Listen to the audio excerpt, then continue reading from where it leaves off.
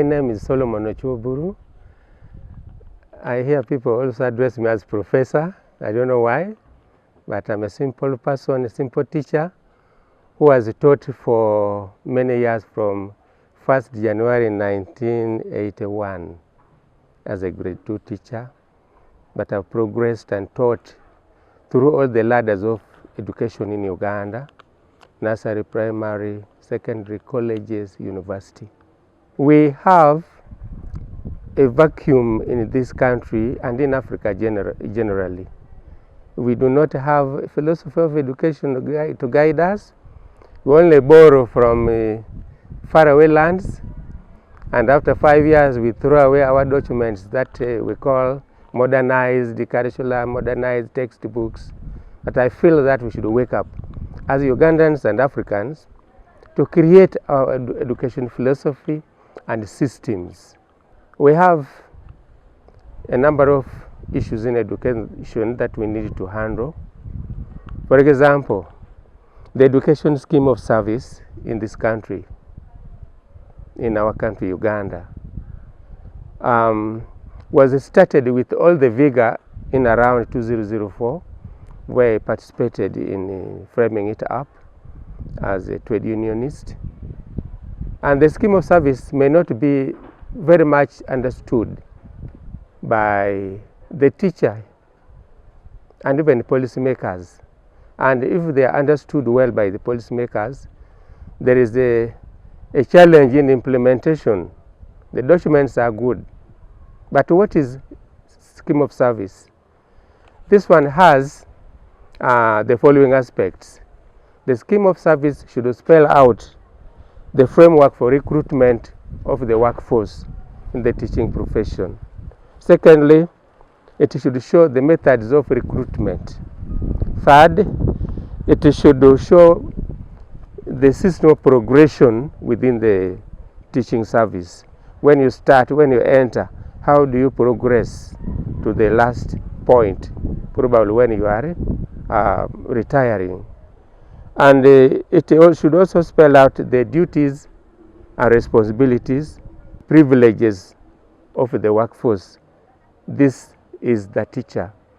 And what is critical is that the level of enhancement of salary should also be spelled out, because sometimes a teacher enters as a grade 5, goes up to degree level, masters, and the poor teacher is teaching in the primary school or secondary school, but continues to get diploma scale.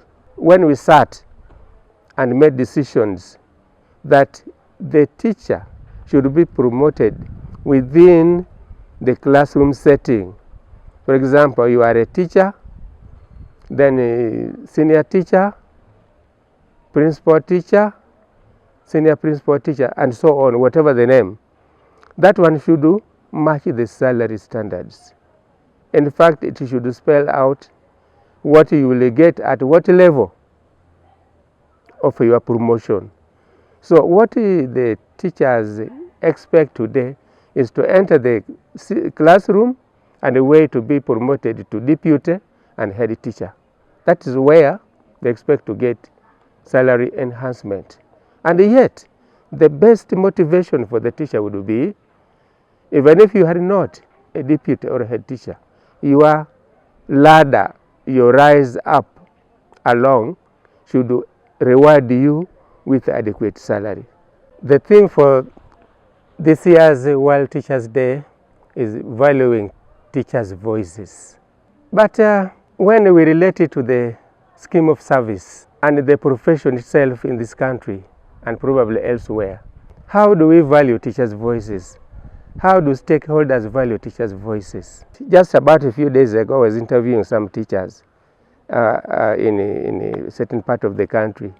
I asked them one question: are you happy as a teacher? Out of the 20, only 2 told me they were happy. Then I asked them why.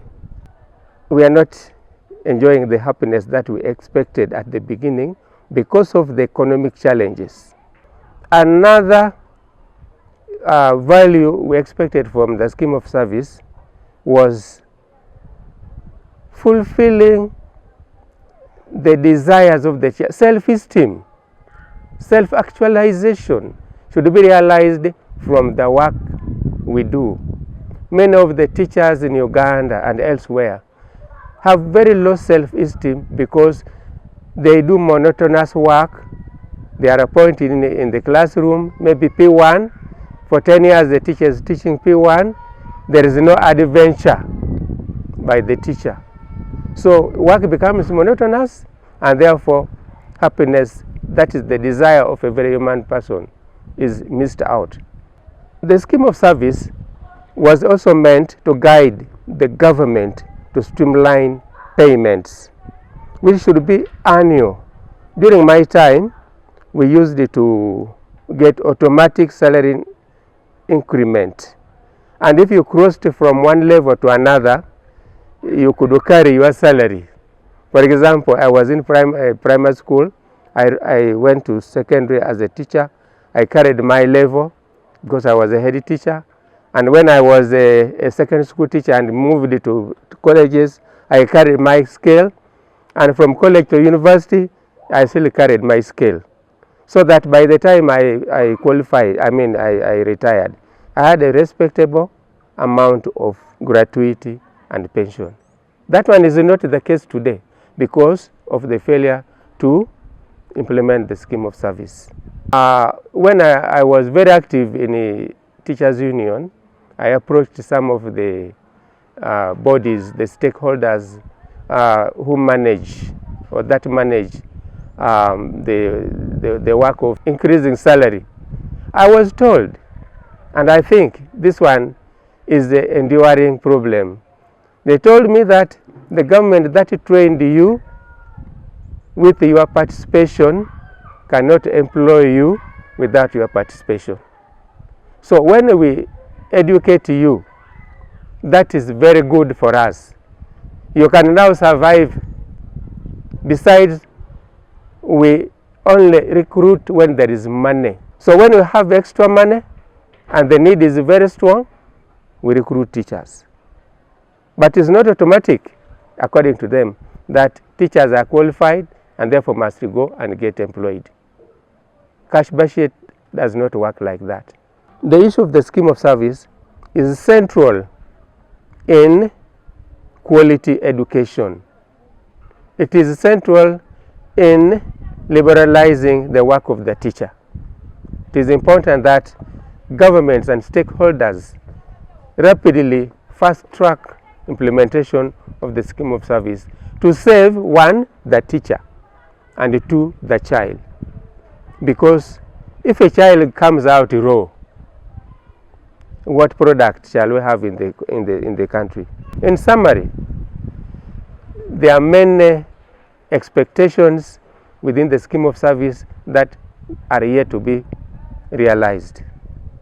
The challenges that exist tend towards negating the whole system of education unless the voices are put together, the voices of the teachers, the voices of the parents and the stakeholders, to focus on enduring and long-lasting solution to make our education system better.